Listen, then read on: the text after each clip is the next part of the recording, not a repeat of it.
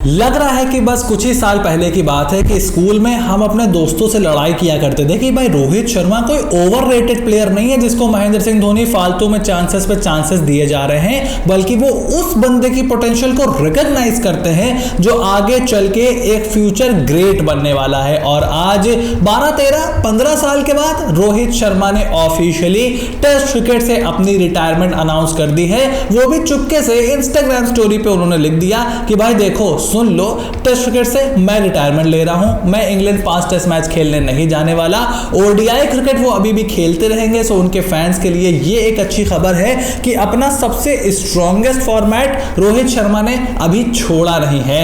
2008 में I don't know आप में से कितने लोग उस टाइम रहे होंगे, कितने छोटे रहे होंगे, कितने बड़े रहे होंगे। एक वक्त था जब ऑस्ट्रेलिया के खिलाफ बॉर्डर गावस्कर ट्रॉफी हम लोग घर पे खेल रहे थे। सौरव गांगुली ने उस टाइम रिटायरमेंट अनाउंस की थी और तब ये बात निकल करके आई थी कि भाई 20 साल का एक लड़का है मुंबई का रोहित शर्मा, बहुत गजब खेलता है, उसको तुम सीधे टेस्ट टीम में डाल दो। हालांकि तब महेंद्र सिंह धोनी को नई नई टेस्ट की कप्तानी मिली थी, उन्होंने वहां पर युवराज सिंह को प्रेफरेंस दी और उसके बाद 5 साल रोहित शर्मा को इंतजार करना पड़ा अपने टेस्ट डेब्यू का। तो जो डेब्यू सौरव गांगुली के रिटायरमेंट के बाद होने वाला था वो हुआ द ग्रेट सचिन तेंदुलकर की फाइनल टेस्ट सीरीज में। पहले मैच में रोहित ने बनाए 179, दूसरे मैच में भी एक शानदार शतक जड़ा और यह दिखा दिया कि Rohit Sharma belongs at the international test level. हालांकि उसके बाद 6 सालों तक लगातार वो टीम से अंदर बाहर रहे टेस्ट मैचेस में। वनडे टी20 में वो अपना लोहा मनवा रहे थे, लेकिन टेस्ट क्रिकेट में उस तरीके से मौकों को भुना नहीं रहे थे। कहा जाता था कि ये बहुत रैश शॉट खेलकर आउट हो जाते हैं, इनको टेस्ट क्रिकेट के लिए पेशेंस नहीं है, इनके पास स्किल नहीं है, वगैरह वगैरह। लेकिन 2019 में वो सब बदल गया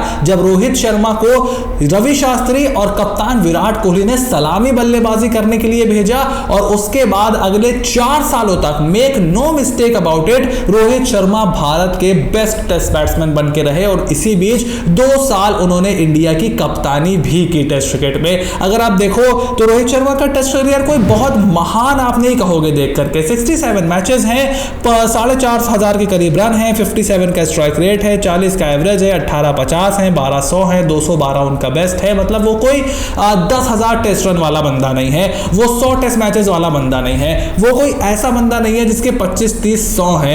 लेकिन रोहित शर्मा ने उस समय इंडियन टीम की लीडरशिप को टेक ओवर किया जब हम एक क्राइसिस के दौर में चल रहे थे। देश बहुत डेस्परेट हो रहा था एक आईसीसी ट्रॉफी के लिए, वो रोहित शर्मा ने दिलाई, वो भी 2-2। और उसके बाद किसी को ऐसा आइडिया नहीं था कि टेस्ट क्रिकेट में रोहित शर्मा लीडरशिप ग्रुप का हिस्सा बन जाएंगे। बट उन्होंने बहुत ही बड़े विराट कोहली की कंट्रोवर्सी के टाइम पे साउथ अफ्रीका सीरीज के बाद भारत की कमान संभाली। 2021 में जब हम इंग्लैंड गए थे तो वो इंडिया के बेस्ट टेस्ट बैट्समैन थे। That will be the hallmark of his test cricket. हाँ, घर पर भी उन्होंने कुछ बहुत अच्छी इनिंग खेली। जो हमने इंग्लैंड के खिलाफ टेस्ट सीरीज घर पे जीती थी उसमें उनके 2 बहुत ही कमाल के 100 थे।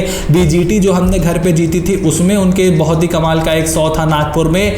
बट मसला जानते हो कहां पर खराब हो गया टेस्ट मैचेस में? जो आप घर पे न्यूजीलैंड से 3-0 हार गए ना, जो हमारा होम डोमिनेंस इतनी बुरी तरीके से खत्म हो गया, रोहित का टेस्ट करियर जो था वो वहीं पर खत्म हो गया था। फिर आप ऑस्ट्रेलिया जाते हो, यंग कैप्टन बुमराह के अंदर पहला मैच जीतते हो, फिर रोहित शर्मा मिडिल ऑर्डर में वापस आते हैं, फिर वो ओपनिंग करने दोबारा जाते हैं, फिर टीम से खुद को बाहर करते हैं। तो वहीं पर यह हो गया था कि फॉर्म, फिटनेस और इस वक्त जिस तरीके से इंक्लिनेशन है यंग कप्तान की तरफ टेस्ट टीम का, क्योंकि आप एक ट्रांजिशन के दौर से गुजर रहे हो, इंग्लैंड जाना मुश्किल था।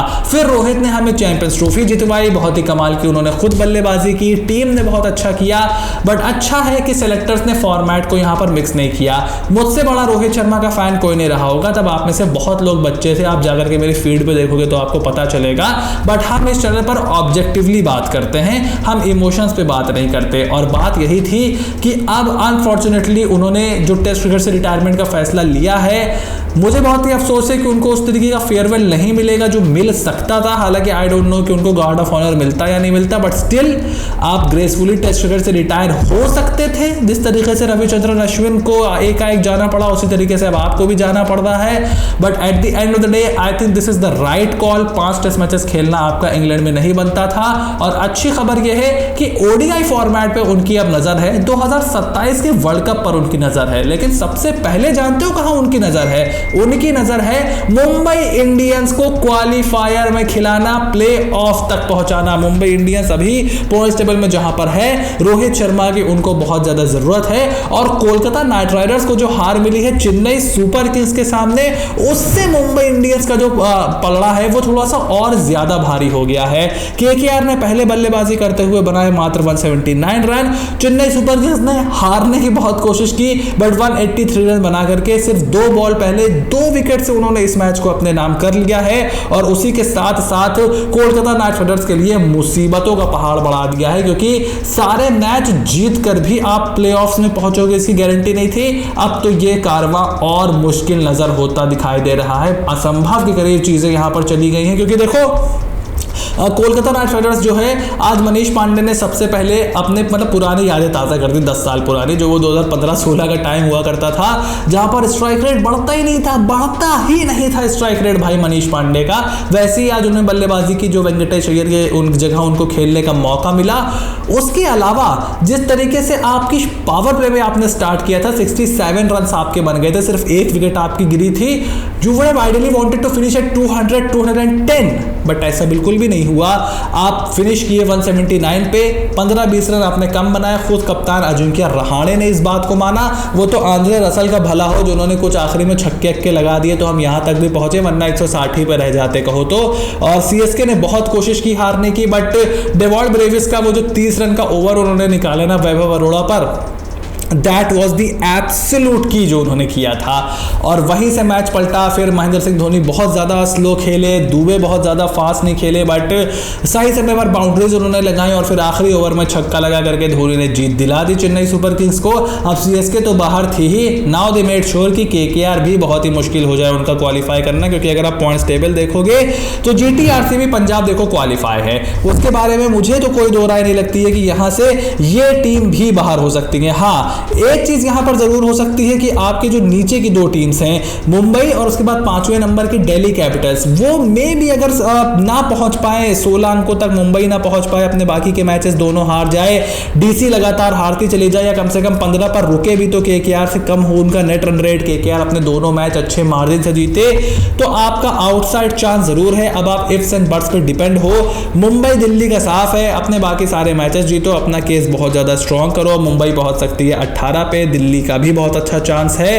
लेकिन मेरा अभी भी मानना है कि जीटी, आरसीबी और पंजाब सिर्फ अभी तक 3-3 मैच हारे हैं, and they are almost through, they are through. मतलब आई डोंट थिंक कि वो बाहर होने वाले हैं, let's just put it that way. Mumbai, Delhi और आउटसाइड चांस केकेआर लेकर के आगे बढ़ रहे हैं। अब पंजाब और दिल्ली का जो मैच है वो इस कॉन्टेक्स्ट में बहुत ज्यादा क्रूशियल हो जाता है। सो आपका क्या ओपिनियन है, कौन होंगे आईपीएल 2025 की टॉप 4 टीमें, और भारत का अगला टेस्ट कैप्टन कौन होगा, इसको लेकर के भी एक बहुत ही मजेदार वीडियो आपके लिए लेकर के आएंगे। So make sure to click on the subscribe button, press the bell notification, become part of the family, ताकि ऐसी कोई भी वीडियो आपसे बिल्कुल भी मिस ना हो। Stay tuned and I will see you soon in the next video.